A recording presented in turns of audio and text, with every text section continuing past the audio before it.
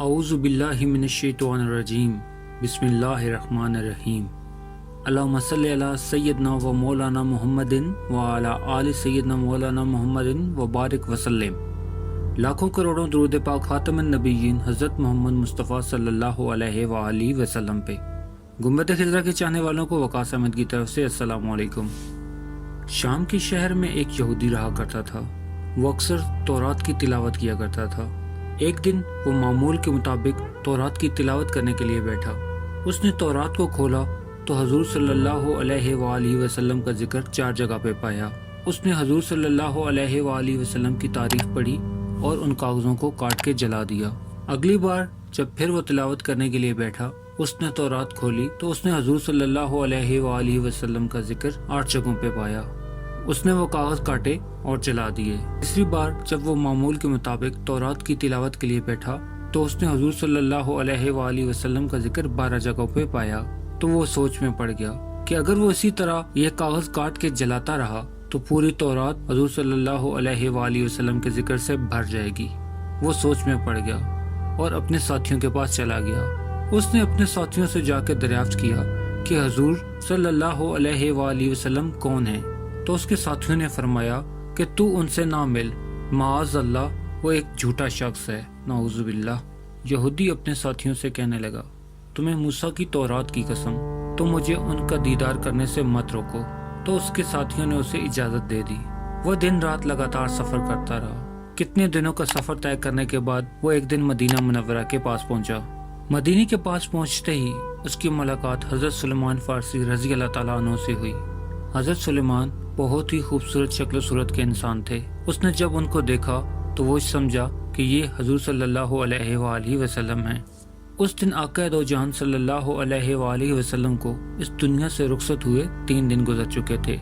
تو اس یہودی نے آپ سے دریافت کیا کہ حضور صلی اللہ علیہ وآلہ وسلم کہاں پہ ہیں، کیونکہ حضور اس وقت اس جہان فانی سے کوچ کر چکے تھے۔ اس لیے حضرت سلیمان فارسی نے کہا کہ اگر میں اس سے کہوں کہ میں تجھے حضور صلی اللہ علیہ وآلہ وسلم سے ملاقات کرواتا ہوں تو یہ جھوٹ ہو جائے گا، اور اگر وہ اس کو سچ بتا دیتے ہیں تو وہ یہیں سے واپس نہ چلا جائے۔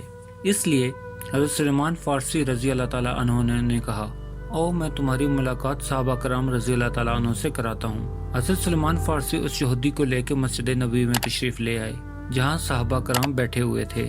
وہ یہودی جب مسجد نبوی میں پہنچا اور اس نے صحابہ کرام کو بیٹھے ہوئے دیکھا تو وہ یہ سمجھا کہ حضور صلی اللہ علیہ وآلہ وسلم ان کے اندر موجود ہیں۔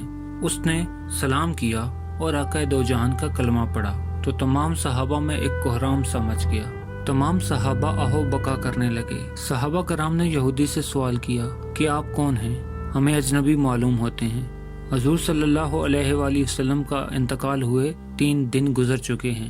یہ سن کر وہ یہودی چیخنے لگا اور کہنے لگا، کاش میری ماں نے مجھے نہ جنا ہوتا، کاش میں نے تورات نہ پڑھی ہوتی، کاش میں نے تورات میں حضور صلی اللہ علیہ وآلہ وسلم کا ذکر نہ پڑھا ہوتا، کاش میں یہاں پہنچتا تو میری ملاقات حضور صلی اللہ علیہ وآلہ وسلم سے ہو جاتی۔ پھر وہ یہودی کہنے لگا، کیا یہاں حضرت علی موجود ہیں جو مجھے حضور صلی اللہ علیہ وآلہ وسلم کا تعارف کرائیں، ان کے اوصاف بتائیں، ان کی نشانیاں بتائیں۔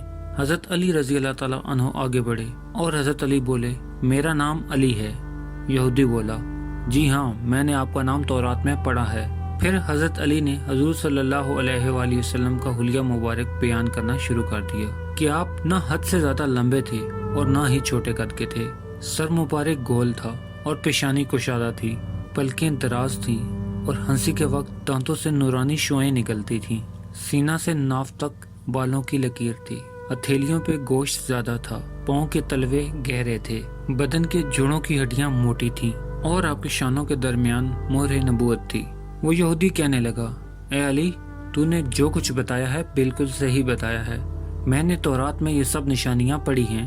یہودی کہنے لگا، اے علی، اگر مجھے حضور صلی اللہ علیہ وآلہ وسلم کا کوئی کپڑا مل جائے تو میں اسے سونگنا چاہتا ہوں۔